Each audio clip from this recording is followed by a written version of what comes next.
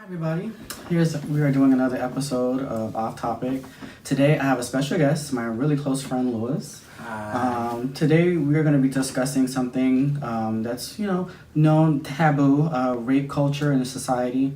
We just want to basically share our experiences, share our stories, and just talk about it and how we feel about rape culture in society, especially in this time of day where we have Bill Cosby, the Kavanaughs, the Weinsteins, The Me Too movement. the Me Too movement, just various things that are happening in our society, and we just want to just touch on that basically. So, rape culture, what is it defined as? The definition of rape culture is defined as a society or environment whose prevailing social attitudes have the effect of normalizing or trivializing sexual assault and abuse. And what I took that as basically is downplaying what rape is and the effects of rape. I had when I hear rape culture, it makes me think of basically the common joke that people really say all the time, which is like, you can't rape the willing. Oh, if she went to war, that wouldn't have happened. The playful touching, or what people call Grooming. Yes. Which is funny. I've heard that for the first time, I think this year. As old as I am, right? I heard grooming for the first time this year, and I was like, that makes so much sense because sometimes not everyone rape experience is a random person walking down the street and you get quote unquote snatched, but it is someone that could be close to you, a friend, a family member. And by grooming, what I got from that, because I just recently watched a show, I think it was Murphy Brown. I don't know if you guys remember that. That's kind of showing my age, but Murphy Brown is a show, and I was watching it, and basically it was talking about Murphy Brown, how she had been raped when she was younger, and her son was like, the person who raped her basically was grooming her by little small gestures, touches, may have been a hug that was too long, a little small kiss or a peck on the cheek, and those kind of grooming tactics intensified, and it got to a point where eventually she was assaulted. So that's basically what grooming could be. It could be a light touch, anything that's not consensual in a sense. It would be considered grooming in a sense. So that's what pretty much what grooming is. Yeah, I agree. I know that, and a lot of times with rape culture, people tend to feel when it happens to them because of how society views either their rapey. I don't know if that's the correct word, but how people the person who's been assaulted, people tend to treat them like as if it's blame the victim first. I know that when I was raped when I was 18, I did feel like it was my fault. I felt as if I was told that this was going to happen if I did this and this, or if I acted one way or carried myself one way, somebody will take advantage of me. So to me it was like, oh wow, they're right. It's my fault. And we have to stop normalizing the effects of what a rape can actually do to someone, because essentially it does change you. Yeah. Now, in your experience with it, how do you feel it changed you? Like, I'm sure in your current age, like you're looking back at it, it altered your point of view on dating, or your point of view on just people in general, or just people getting close to you. Like, I know that for me, I went through a long phase. I'm 27. It happened when I was 18, before my 19th birthday, and I shut the world out. Like, to me, I took it as no one's gonna care. To me, it was somebody that I thought was someone who actually cared about me. I went to their house. It happened. I got dropped back off at my house. So to me, essentially, it was like, oh wow, if somebody that you consider close to you can do this, then anybody can do this. So I kind of just shut the world out, and I took it as if somebody's not going to respect me and the world's not going to respect me, why am I going to respect anyone? So I became very loud and belligerent, and to fill my void, just decided to drink and have sex with whoever I wanted and do what I want and live the best life I could live. And then that wears on you, and after a while you get broken down and you can't do it anymore. And then I decided that I was gonna open up and talk about it to one of my exes. And then one day in an argument, he told me, verbatim was, "That's why you weren't raped. You made it all up." And it So he basically like, in a sense, like K Michelle'd you in that same whole pretty situation. much, Yeah. yes. So to me, it was like if the person again closest to me is like telling me that it was my fault it happened, then I went right back down that narrow, that dark road of not being able to communicate it. So to me, it was like how I took it. Where I shut down. I became a different person, and now that I'm 27 and I'm coming back into my own, and I think at 25, everybody hits 25 to 30, you hit like that peak of like, who am I? And when I hit that, it was like that's when I was finally like woken up, like, oh.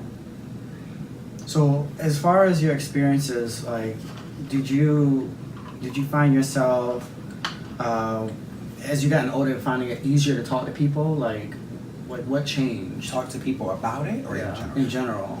What changed though was actually this year. This year is actually the first year that I'm able to talk about it, and I've been talking about it a lot, surprisingly. I just woke up one day and I was like, I'm gonna post this on Facebook, and I posted my story. I remember seeing that post. Yeah, I just posted my story, and everybody was like, looked at me and was like, "What the H is going on?" And I'm like, and I'm sure a lot of people look at you, and myself, I'm probably guilty of this. I look at you as one of my stronger friends, and I think what really kind of threw me for a loop is like, I just wouldn't think someone like yourself would fall, a victim to something like that just because based on your personality, not knowing that situation helped mold you to be the person that you are today. which is the craziest thing that you said that, because I never thought about it like that until you said it just then. The situation created the person I am today.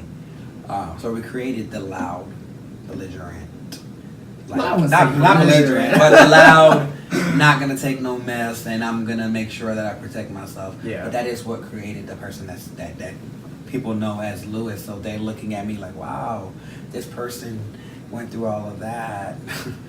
I mean, but one of the biggest things for me was I decided that I was going to take my mental health serious. Right. I decided that was my main goal in the year. So like therapy, like in a sense. In a sense. Now me, I'm not a person to go to therapy. Like if it's not for me, if I don't have nothing against it.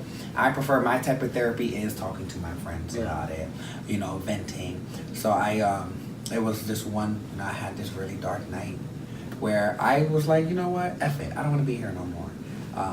And surprisingly, one of my friends just happened to get on my Snapchat. And it's funny because a lot of people make fun, like when I'm going through something, I tend to listen to Tamar, and all my friends are like, what you going through, sis? He does. Yes. So my friend just happened to call me at the moment, and I was literally on the edge, and he was like, what you going through? I see you on Snapchat listening to Tamar. What's wrong? And we literally sat on the phone for about 3 hours. Wow.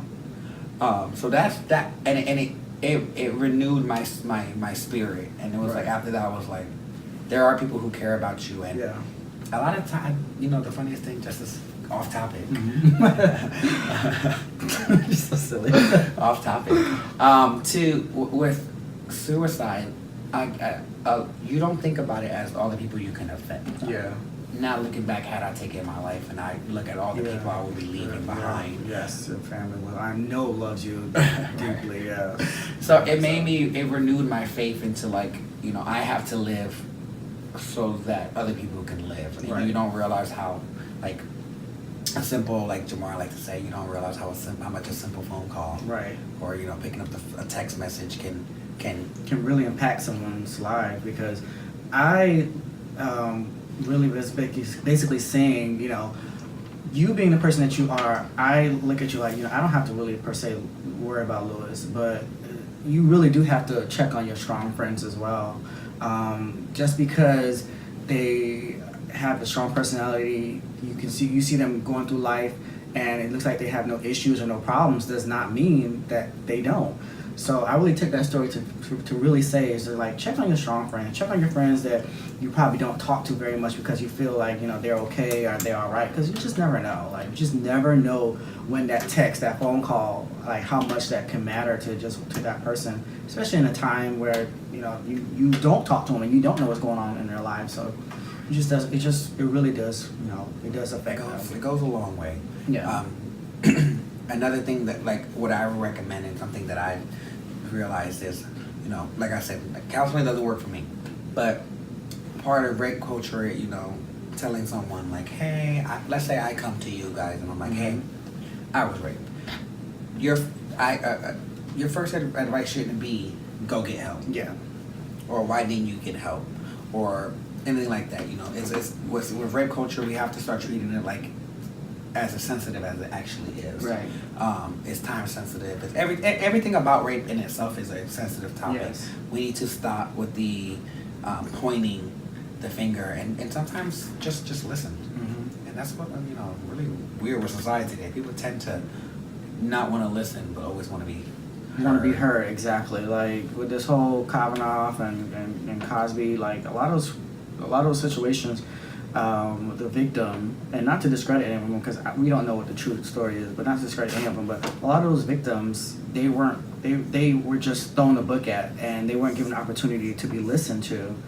And that right there is almost as worse. It's almost as bad as the actual assault itself, because it's like, okay, I had to experience a situation. Now I have to experience people not believing me, and then so forth and so on. So it really can cause like a parallel of events to occur just from that first initial assault. So, which is definitely very true. The top, like, if you guys don't take anything from this, the only things that I will leave you guys with, you know, is check on your strong friends. Yes. Be your ear, be your shoulder. Yes. Stop normalizing rape. Stop joking about it. Mm-hmm. Take it serious, guys. If somebody comes to you and say I was raped, let's stop blaming their victim. If that's anything, hashtag stop blaming their victim. Right. Like with the whole Cosby case, a lot of these women have been speaking out for years. Yeah. And it's if you really listen, you realize that people speak out. People mention it. You can see the signs. You can see it in their bodies. You can everything about the person changes. So just be aware. And not to go off topic, and I'm sorry to interrupt you, but also sometimes there are signs that someone is trying to get to that point of sexually assaulting you, beyond just grooming. Just especially if you're in a situation where you feel like the person is capable of just being verbally abusive. Sometimes that verbal abuse will turn into physical abuse, and physical abuse will turn into sexual abuse. So you just have to be careful about, you know, who you let in your circle, who you let in your life. Those spirits. I definitely am a strong believer in energies, and, you know, if you're able to, because I try to read people's energies, read how they interact with you, read how they interact with other people, because that in itself can really help get away from situation that could potentially occur in the future. So follow your gut.